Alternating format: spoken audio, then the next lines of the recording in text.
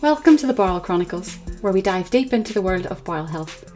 I'm your host, Nikki Kilpatrick, and on this podcast we have raw and candid conversations with individuals facing various bowel conditions and illnesses. Through personal stories and shared experiences, we illuminate resilience and courage in the face of adversity. Be reminded that each story is personal and unique. These conversations are not to be taken as medical advice or to replace guidance from a doctor or healthcare provider. Our aim is to inspire and empower through these amazing stories, amplifying voices often unheard. So join us as we embark on this journey together. Sit back, listen, and be inspired. Enjoy the episode. Well, hello everyone, and welcome to another episode of the Bowel Chronicles. I'm your host, Nikki Kilpatrick, and today we are joined by the lovely Charlie Ryan, live from Wiltshire in the UK. Charlie, it's great to have you here sharing your story with us today, so thank you for coming on board. You're so welcome. It's lovely to be here. Lovely. So Charlie, I've been following your story for quite a while now on Instagram. Your account is just so, I will use the word lit if I may, because I flipping love it. It's an uplifting, encouraging account. It's full of fun, it's full of positivity, but it's full of raw, real, authentic moments of your life post stoma surgery. So if we could just go back to you've had your ileostomy surgery now since May 2023. And if we could just go back to before life with your ileostomy stoma surgery, what it was like and your diagnosis. So I think we diagnosed in 2020, but what was the lead up to that, because you were diagnosed with IBD, and let's talk about that IBD in particular. Yeah, so I was, as you said, diagnosed on actually the day the UK went into lockdown in 2020. Oh my God. I had blood, mucus on and off for a little while, and I was actually cycling to Paris with my old work, and I was just constantly on the toilet with mucus, and I just didn't feel very well. And really fortunately, I was sharing a room with a doctor, and she noticed that I was going back and forth to the toilet all the time. She was Irish, actually, absolutely beautiful woman, like loved her. And she said to me, "Charlie, are you okay?" And I said, "I don't think I am." And she said, "What's going on?" And I told her. I said, "Basically, I'm going to the toilet. I'm getting this urgency constantly, and I'm pooing out all this horrible stuff." And she said, "Do you want me to have a look?" And I was like in the toilet, basically. And I was like, "Well, yeah, all right," because I'm still quite an open book anyway, even before my IBD. And she said to me, "I think you need to go to, see your doctor and say X, Y, and Z, to get yourself seen." Mm-hmm. So I did all of that when I got back. I saw my GP, and they said, "Right, we're going to send you off for an urgent colonoscopy. But the way that we'll do it urgent is to do it as a cancer referral, because we can't, get it through any quicker that way." And I was like, "Oh my God, okay, right," because I was convinced I had bowel cancer, completely convinced. Yeah. And so I went off, had this colonoscopy, and she literally was probably in there for about 2 minutes, and she went, "You've got ulcerative colitis." And I was like, "Okay." And then she went, "But we're going to go around the whole bowel and we're going to have a look." And she said, "It doesn't look like there's anything cancerous, but it does look like you've got severe inflammation in the lower part, like proctitis. Colitis was what I was initially diagnosed with." Okay. Fine. So I was given some malzalazine, the suppositories that you put up your bum, and it sort of settled. But I'll be really honest, I thought, because my stepmom actually has UC, Mm-hmm. and if she ever watches this, she'll probably hate me. But I remember thinking, "Oh my God, what a drama queen!" Like every time she was ill, and it's awful. Like it's really awful for me to say that, but that's the truth. I Yeah. used to think it was sort of like over dramatized. Mm-hmm. But obviously now I've been very, very humbled and know that that's not the case. Mm-hmm. So that was fine. And then in October 2022, I was probably going to the toilet about 30 to 40 times a day. And I came out in these huge ulcers all over my face. I could not get out of bed. And as you know, I'm quite energetic. Like I'm very on the go all the time. Mm-hmm. Could not get out of bed. And actually, I went into, I think, complete denial about how sick I was. And I used to drag myself out with the dogs, and, like, I'd go to every social event, and I was just, I just go, oh yeah, no, I'm fine, I'm fine. But I was not fine. And I went to see the doctor, and because the doctors and the gastros and everyone wasn't listening to me, they kept putting me on steroids, sending me away, and that process just repeated. And then in October, I had these big things come up on my face, and they admitted me and said that I had monkeypox, and they quarantined me. They sent my husband away, wouldn't let anyone come and see me for 2 weeks. And they biopsied it. They couldn't work out what it was. And then that got diagnosed as sweet syndrome, which is a rare skin condition that is linked with Crohn's. So then the plot thickened Okay, so we go from ulcerative colitis to to Crohn's. Crohn's. Yeah. Yeah. So then we're there. That all happened again. I was then they told me I had an impacted bowel, and they tried putting, suppositories up my bum and these foams, and then they put me on infliximab and azathioprine. Nothing was working. And that sort of went on from October to March of 2023, in and out of hospital consistently, going to the toilet. My quality of life was, honestly, it was god awful. And I wouldn't have admitted that at the time, but looking back now, it was horrendous. And I was still working through this full time. I was a manager for a care company, and it was a really stressful job. And I remember just sitting on the laptop, like just pooing on the laptop and having to mute it and just being in agony. And I had like reactive arthritis, so I couldn't walk. It was horrendous. It was absolutely horrendous. And just before I got admitted for the last time, before I had my ileostomy, I was getting these pains in my body that was so extreme that I was crawling across my living room to get to the bathrooms. We've got a bathroom upstairs and downstairs. And I was pooing myself as I was crawling, like I'd lost control of like my bowels, my wee, everything was done. Okay. And my husband was like, you need to go to the hospital. And my best friend came round, and she's like, I'm sleeping here, you need to go to the hospital. I said, what's the point? What's the point of me going? I'm not going to do anything. Like we all do, we all get to that stage where it's like, this is just my life now. And I genuinely thought that's my life. You get sent away. And Mm. it's awful, it is. It's really bad. And I then went in March. Now, I can't remember this. No, I went in April, sorry. I went in April, and that was the last time that I didn't come out after that. And so I'd gone in for my infliximab infusion, and I said to the nurse, I don't feel well today, because I constantly felt like I had the flu for like 2 months. And she said, right, well, the doctor wants to do some bloods on you. And I was like, okay. So they did some bloods urgently, and they came back, and my CRP was at 256. I think it was mental, Okay. really high. Mhm. And they said, we can't give you the infliximab, but the gastro wants to see you. And he said to me, this is what he's told me after the surgery, that I said, I'm fine. I don't know what you're talking about. And he was like, Charlotte, you're in a wheelchair. We need to admit you into hospital. And I was kicking off saying, I'm not going. I'm absolutely fine. And he's like, you've got boils all over your face. You can't walk. We need to admit you. And I was like, fine, whatever. And little did I know that obviously then that was going to lead to where I got to. And this doctor, her name is Susie, and I will never, ever, ever have the gratitude that I have for that woman and the gastro that I saw, because I remember saying to her, I said, I can't do this anymore. Like, I can't live like this. Look at the state of me. I was grey. I was in a wheelchair. And she said to me, I promise you, I will not let you down. And I remember her saying that to me, and she stuck to it like you would not believe. And she took me all around the hospital. She did my colonoscopy personally, and she said to me, look at the screen. And she said, your bowel is dead. Like, it was grey. There was no pink, like the whole thing.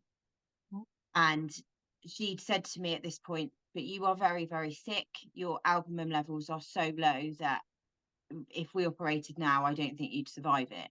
So what I think we need to do is we're going to try and give you a rescue, because they couldn't give me any sort of biologics at that point because I was so sick that they were worried that it was going to make me worse. Mhm. And so we're going to give you TPN for a couple of weeks to build you up. And Mhm. then they did all of that, and that was fine. And then after about a week, she said, listen, I do think we're going to have to give you a temporary colostomy to give your bowel a rest, get you well, get some biologics in you and reverse it. And this is probably week 2 into my hospital stay. And I was like, fine, whatever. And then for 2 days, I couldn't speak like to anyone. I didn't speak to my husband, didn't speak to anyone. I just shut down completely. And I was like, okay, I'm just going to deal with this. I'm going to deal with it on my own. I'm going to get my head around it. And that's fine. Mhm. Came round to the idea and they said, well, we need to give you TPN for as long as we possibly can because you're critically ill, you're not well. And I was like, okay. Anyway, a week later, this was 3 weeks in, they said, right, we need to go and give you an MRI on your bowel because we would just want to check everything. We don't really want to go inside because your bowel's in such a state. Fine. I was in quite high spirits at this point because I was pumped full of steroids. I was living my best life. They'd said to me, eat as much as you can. So I thought, game on, like I'm here for it. I was going and snuffling brownies away at like 11 o'clock Yeah, at great. night. Yeah, it's mint. I was loving life. And so they did the MRI. And when we was in there and I fall asleep in them, I freaking love an MRI scanner, like love them. Snoozing away, and then this pain. Oh my God, I've never felt pain like it. And I pressed the buzzer and they whipped me out. And next, I was unconscious, like I was going in and out of consciousness. And I remember the doctor, because they all knew me because I've been there for so long. I'm such a loudmouth. And I was like, hello, like to all the nurses and, everyone. And this doctor was in my face and I went, I am in fucking agony. And all I remember was her saying, if she's saying she's in agony, something's seriously wrong. And I remember someone picking me, like people were picking me up. And anyway, they took me back up to the ward and they said, your bowel's perforated. We're going to have to do an emergency surgery. Next thing I know, my husband's there, like he's signing all these consent forms and and I'm going, I'm not going in dirty because they'd given me, the bowel prep before you go in for an MRI, that had kicked in, right? So I was covered, literally covered. I was going, I'm not going into surgery like this.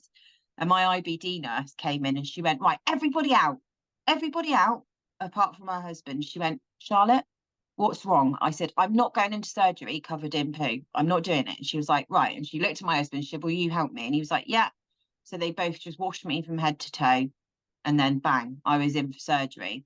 But I also had as well a fistula, which is quite not a lot of people talk about this. So I probably will talk about it. But I had an anal rectal fistula.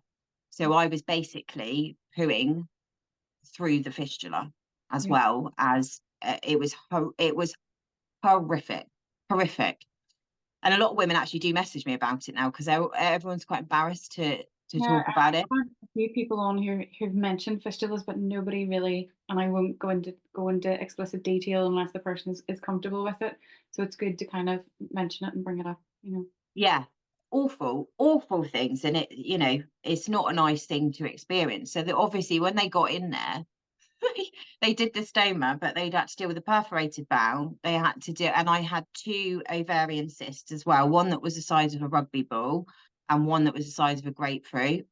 So I had to remove that and my ovary and then fix the fistula and take my bowel out. So they took the whole bowel there and then did the stoma. So it was a long surgery. And I remember when they took you through the doors, my husband was beside me and I was just not with it, obviously. And Mhm. I remember saying to my doctor, am I going to die? Like very, like exactly like that, like quite sort of cut dry. And I remember her saying, we just need to get you into surgery. And I remember thinking, shit, this is really bad. Mhm. Because even then, I was that in denial that I thought, that'd be all right. Like, it's not that bad. Like, I'm fine. It's completely in denial. You either And go then one that's how I of had my two stoma. ways. You're in denial, or you're just like, just get it done. just get it done. I'm just so beyond this now. Yeah. Oh my God. And do you know what? When I woke up, I went, I'm alive. That's the first thing I said. Mhm. And then I was throwing up everywhere. But no, and I remember my doctor said to me, Charlie, in 2 weeks' time, you're going to feel the best you've ever felt. And I Mhm. held on to that. Mhm. And I mean, God, I won't bore you with all the stuff that happened in hospital. I was a freaking nightmare after that because I was like, get me out of here. I'm fine. Yeah. Um, couldn't walk, couldn't get out of bed, couldn't You do did have quite anything. extensive surgery. So they didn't do the colostomy, they'd done an ileostomy into the small bowel Yeah, then. Yeah. yeah. So they took the whole of the large bowel when they did it, and so they left me obviously with my rectal stump. Um, but yeah, they said to me at the time. Well, I think they said to me at the time, but I remember them drawing me up like they put, when they draw you for your stoma, they'd done it on both sides. Mhm. But I didn't have a clue, and I just woke up and thought, oh, well, because I didn't know, I had no education on it before, what was going to happen. That's not the hospital's fault. That's because it was an emergency. Mhm. Mhm. But yeah, it was wild. And but I tell you what, after 2 weeks, I remember I'd got home, and it was probably about 3 or 4 days after I'd been home, and I remember sitting in the garden, and I remember just crying because I was so happy, Mhm. because I felt so well, even though I was in agony from the surgery. Oh my God, it was like I just thought this is the best thing that I've ever done. Like It's it's like the best thing I've ever done. it's pretty much instant at times. It was, for me, it was instant. It was like, and all of the skin cleared up. Like, yeah, my hair fell out. I mean, all of those things that not people focus on the stoma bag, but actually, I don't know about anybody else, but for me, it's the hair loss, the being in hospital, the follow-up appointments, all of the crap that you deal with before. Like and even now, I just think, leave me alone. Like, I just want to be left alone. I want to live in my little bubble. I don't want to have another surgery to have my Barbie butt. I just want to be left alone. Um, so the stoma bag itself doesn't bother me. It's everything that's happened before and after that does. So life then on the other side of surgery, Charlie. Let's just talk about that. Health complications. Do they continue? Um, No, I'm completely med free. Um, yeah. I did become steroid dependent for a little while. Mhm. And so I had to have, oh God, Synaxin tests, a couple of those.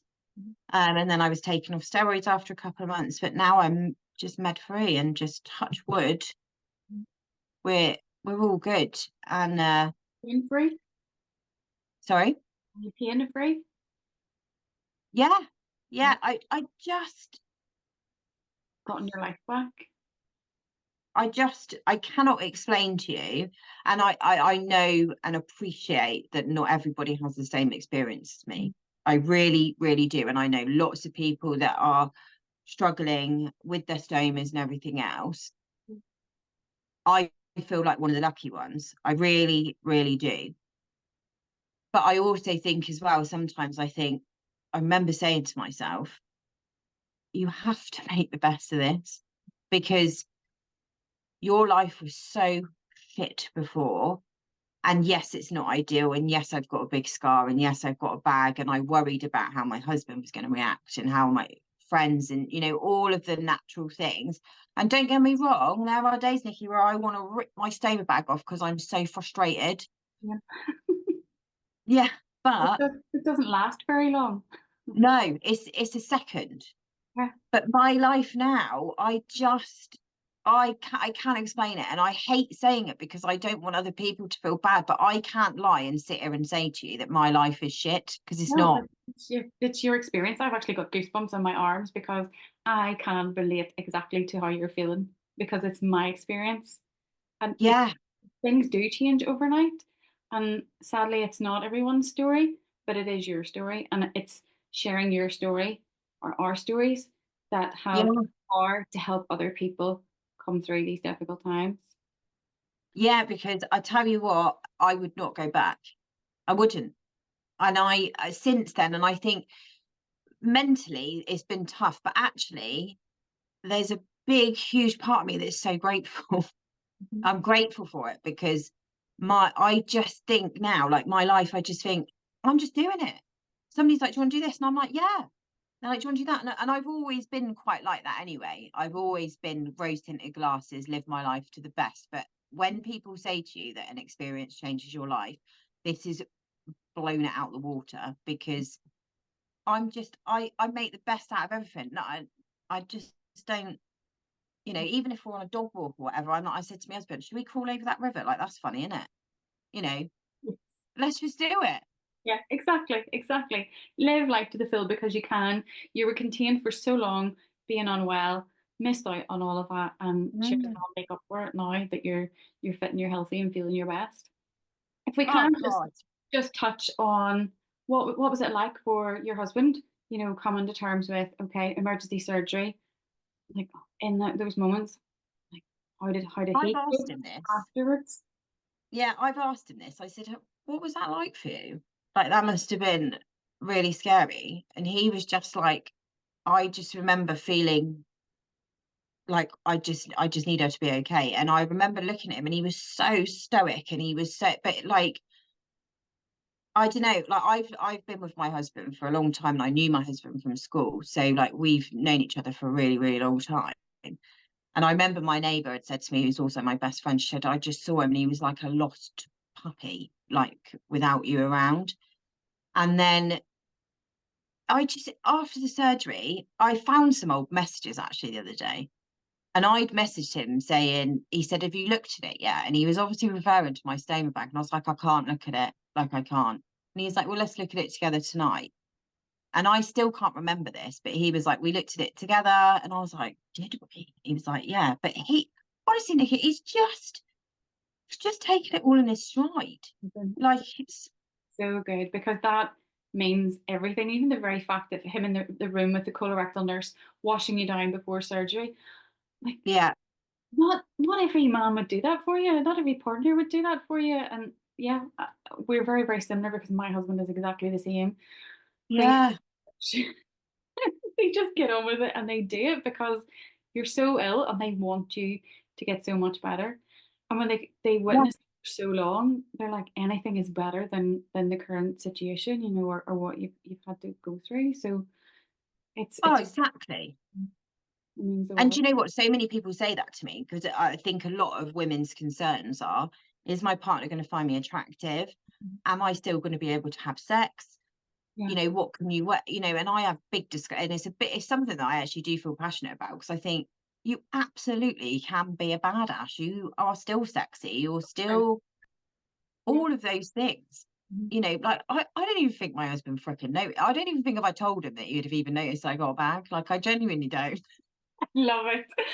We are so alike, girl. We're so alike because like I remember initially having a thought of, are we ever going to have sex again? Like, is he going to initiate this? And that's just how I was feeling. And one day I just said to him, look, what did I tell you?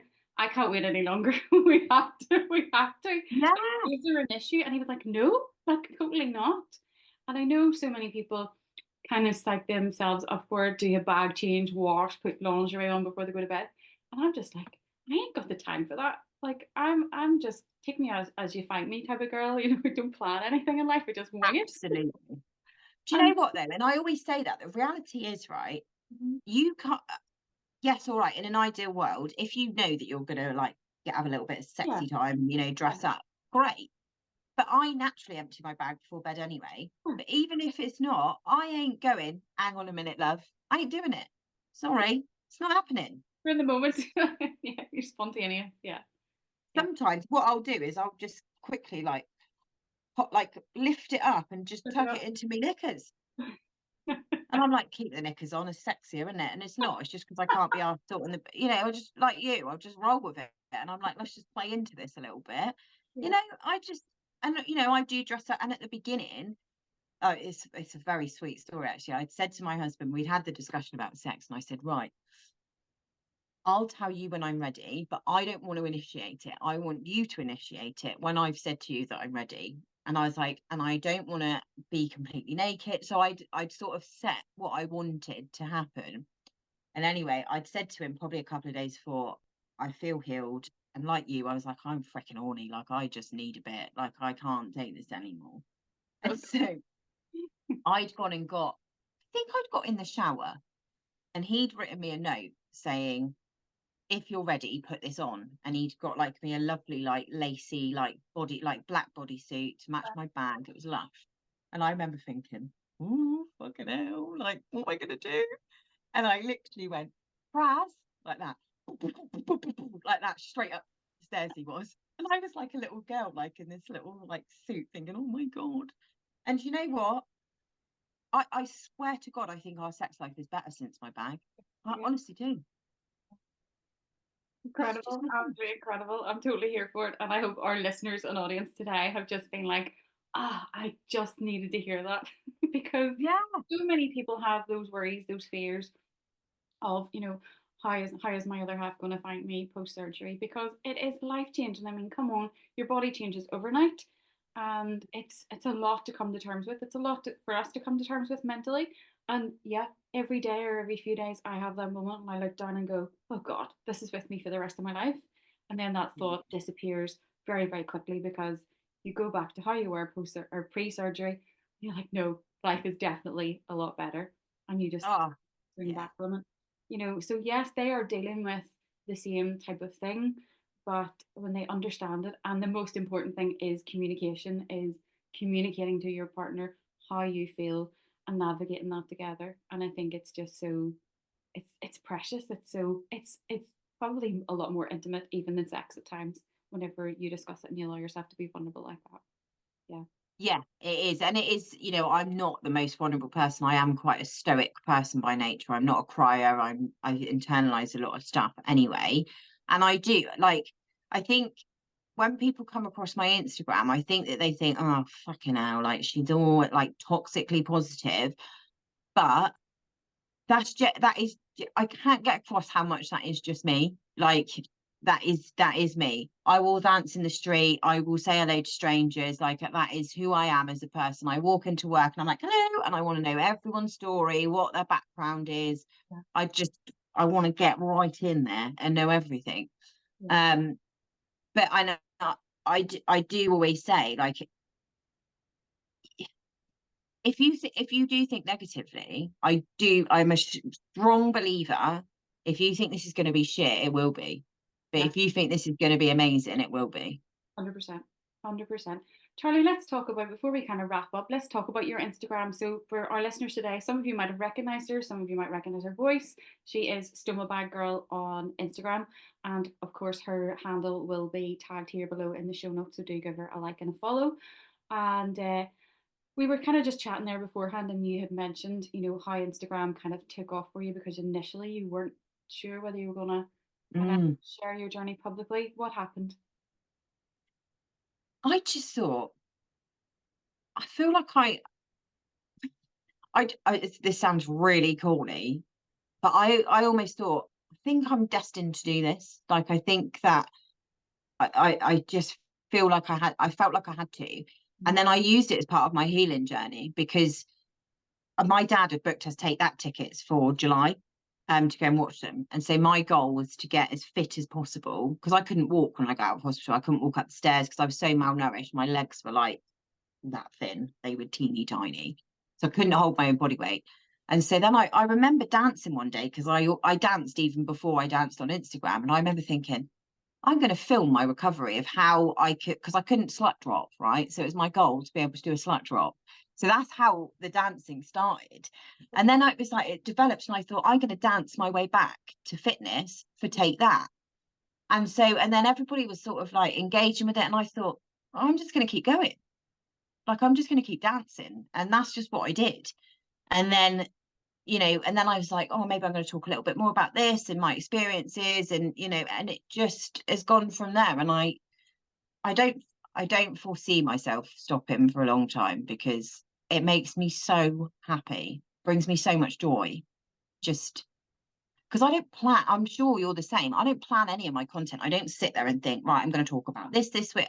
It's normally, we're on a dog walk, or I just, because I actually think I'm undiagnosed ADHD, because I literally, I'm sometimes like, oh, let's just do, and I'll be like, I said to Faz the other day, I'm going to do a fashion show because I just want to. And he was like, all right then. And he just goes, what now? What now? It's like a joke in our like family. But yeah, that's how it started. It was very sort of like off the cuff, you know. I don't even know where I want my Instagram to go, if that makes sense. All I know is that it makes me happy. I get that. I get that. My husband actually refers to me in privacy, and I'm going to say it here, and he's going to hear it because he listens to every podcast episode. But he calls me a social media whore, and I'm totally there for